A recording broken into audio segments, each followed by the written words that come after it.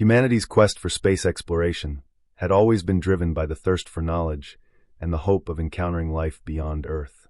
After decades of sending probes and satellites into the farthest reaches of the galaxy, an unexpected breakthrough occurred when a deep space vessel, the Horizon, stumbled upon something extraordinary. The ship's sensors picked up a faint, unusual signal emanating from an uncharted system on the very edge of the known galaxy. It was not a natural phenomenon, nor was it any form of communication known to humanity.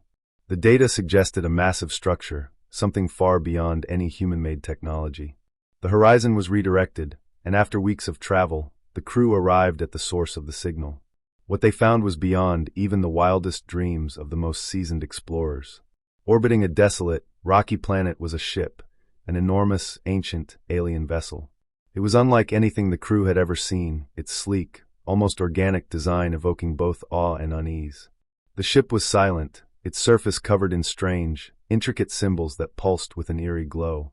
The craft was massive, far larger than any human-made spacecraft, its shape unlike anything in human engineering.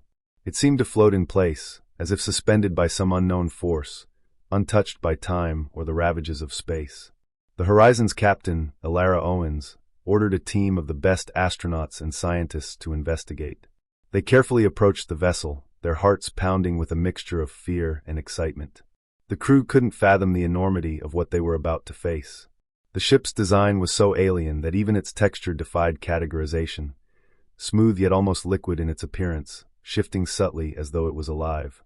As the crew closed in, they could see no obvious means of entry. The alien ship seemed to have no doors, no hatches, no visible mechanisms at all. After much deliberation, the crew set up a base camp on the surface of the desolate planet, beneath the shadow of the massive craft. The planet itself was devoid of life, arid with cracked, barren landscapes stretching as far as the eye could see. It was as though the planet had long ago been abandoned, its atmosphere thin and harsh, with only the distant stars and the ancient ship to keep watch. The team began their investigation by scanning the ship with advanced sensors, looking for any indication of how to make contact. Their equipment detected faint energy readings emanating from the vessel, almost as if it were dormant, waiting to be awakened. Days passed with little progress until one of the crew members, Dr. Samuel Lang, discovered an anomaly in the ship's energy signature.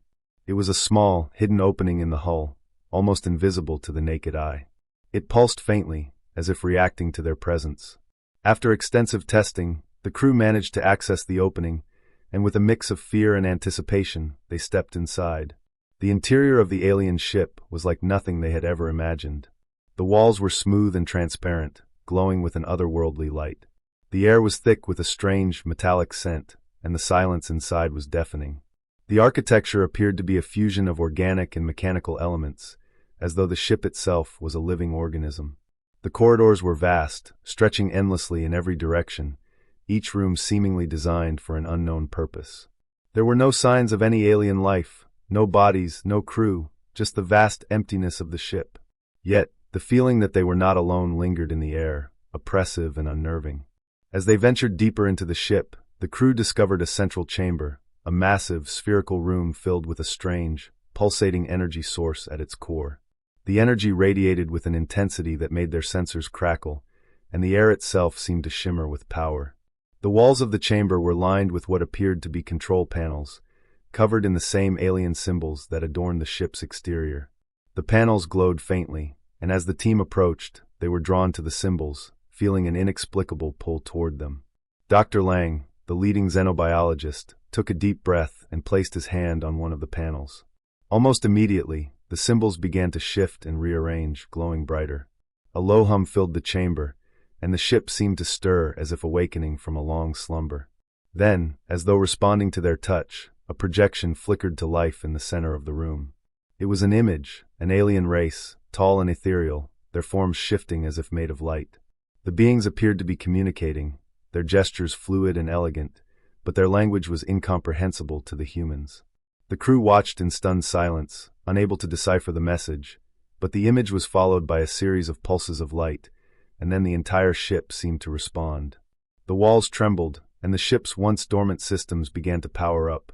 The strange symbols on the walls flickered to life, and the ship's energy core began to glow brighter, its power surging in waves that threatened to overwhelm the ship. The crew scrambled to retreat, but the chamber's exit slammed shut, trapping them inside. For what felt like hours, the team fought to regain control of the situation. The ship's power surged again and again, sending waves of energy through the structure, and the crew realized that the ship was not just a vessel. It was a machine of immense power, capable of manipulating space and time itself. They began to understand that this was no ordinary spaceship. It was a weapon, a relic from an ancient civilization that had wielded unimaginable technology. And now, that power was awakening once more. As the crew tried to make sense of the situation, they realized that the ship had one final, terrifying function. It was a beacon, sending out signals to other ships in the galaxy. The ship wasn't just dormant, it was calling out to something. And that something was coming. A sense of dread washed over them as they realized that they had unknowingly triggered the ship's final activation, and the galaxy was about to be changed forever. With no time to waste, Captain Owens and her team made a desperate attempt to shut down the ship's power. They fought their way through the now collapsing corridors, trying to reach the central chamber and destroy the ship's core. But it was too late. The ship had already begun to open a rift in space, a tear that stretched outward, pulling in light and matter.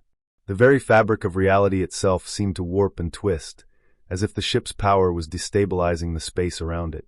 In a final act of desperation, Owens initiated the ship's self-destruct sequence, hoping to prevent the rift from consuming everything in its path. The countdown began, and as the ship's systems shut down, the rift began to close. Just as the ship exploded in a cataclysmic burst of energy, the crew was thrown into darkness. When the team regained consciousness, they found themselves back aboard the horizon. The alien ship, the rift, and the planet were gone, vanished without a trace. The signal had ceased, and the galaxy returned to an eerie calm. The horizon drifted in the void, the crew stunned and shaken by what they had just encountered. What they had discovered was more than a ship. It was a glimpse into a long-forgotten chapter of the universe's history, one that held immense power and unimaginable dangers. The team returned to Earth, carrying with them the knowledge of what they had uncovered, and the knowledge that humanity had just brushed against something far older and more powerful than they could ever have anticipated. The encounter had changed them all, but the questions lingered. What had they unleashed, and who else might be out there, waiting for the ship to call again?